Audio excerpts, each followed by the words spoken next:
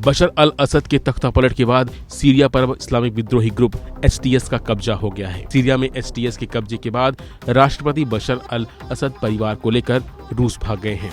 इस बीच अमेरिकी वायुसेना के बम्बर्स ने इजरायल के साथ मिलकर सीरिया में सैन्य ठिकानों और केमिकल हथियारों की फैक्ट्री पर जोरदार एयर स्ट्राइक करके उन्हें तबाह कर दिया।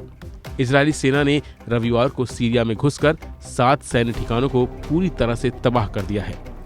इसमें खालखल एयर बेस और सैन्य अड्डा भी शामिल है।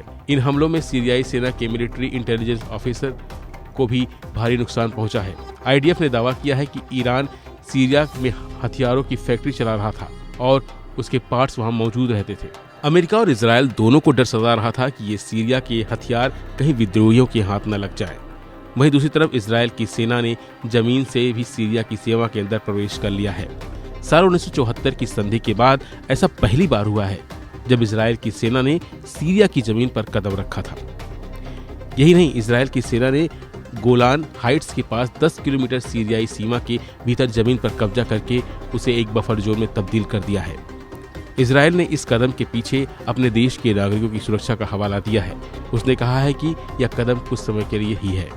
बशर अल असद के देश छोड़ने के बाद इजरायली वायुसेना ने सीरिया के अंदर घुसकर सैन्य ठिकानों पर हमला बोला है। इजरायली सैन्य सूत्रों ने कहा कि हमला काफी भीषण था। 8 दिसंबर को इजरायली सेना ने इजरायली सीमा पर गोलान हाइट्स के अंदर एक बफर जोन बनाया है। सीरिया के असद शासन खत्म होते ही सीरिया से ईरान का प्रभाव भी खत्म हो गया है, जिससे इजरायल को एक बड़ा मौका मिला है। अब ईरान सीरिया के रास्ते लेबनान में हिजबुल्लाह को हथियार नहीं भेज पाएगा। अब आइए आपको सिलसिलेवार तरीके से बताते हैं कि सीरिया में इस संघर्ष की शुरुआत कब हुई और अभी तक क्या क्या हुआ।